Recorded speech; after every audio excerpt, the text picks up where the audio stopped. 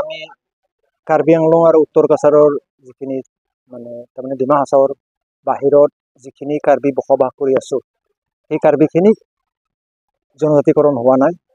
যোৱা ৭৫ বছৰ ধৰি আমি বঞ্চিত হৈ আছোঁ।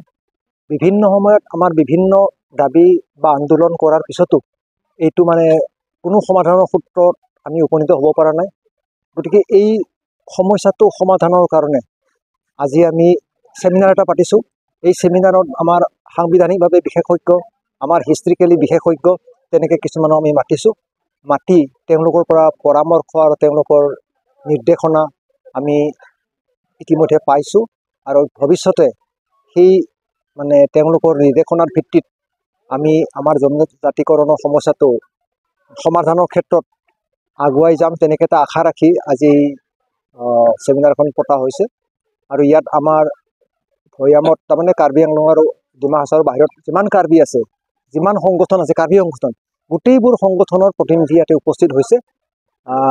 নগাঁও মৰিগাঁওকে আদি কৰি গোটেইখিনি ইয়াত উপস্থিত আছে। গতিকে আমি সকলোৱে একেলগে যাতে এই সমস্যাটো সমাধান কৰিব পাৰোঁ, সেইটোকে মানে উদ্দেশ্য আগত ৰাখি আমি এই সেমিনাৰটো পাতিছোঁ। এইটোতো অতি পৰিতাপৰ কথা, অতি দুখৰ কথা যে কাৰ্বিসকল ভূমিপুত্ৰ হৈও আজি যে বৃহৎ সংখ্যক কাৰ্বি, প্ৰায় 4 লাখ কাৰ্বি আংলং আৰু ডিমা হাছাওৰ বাহিৰত থকা প্ৰায় 4 লাখ কাৰ্বি আছোঁ আমি। তেওঁলোকক যে ইমান ৭৫ বছৰে যে বঞ্চিত কৰি ৰাখিছে, সেইটো অতি দুৰ্ভাগ্যজনক কথা। গতিকে আমাৰ মানুহখিনি অলপ সহজ সৰল ভাবিয়ে তেনেকৈ কৰি ৰাখিছে নে কি, গতিকে সেইটো আমি ধৰিব পৰা নাই। গতিকে সেইকাৰণে আমি এইবিলাক পদক্ষেপ ল'বলৈ বাধ্য হৈছোঁ। আৰু ইয়াৰ পিছত আমি চৰকাৰক আমাৰ দাবীসমূহ উত্থাপন কৰিম।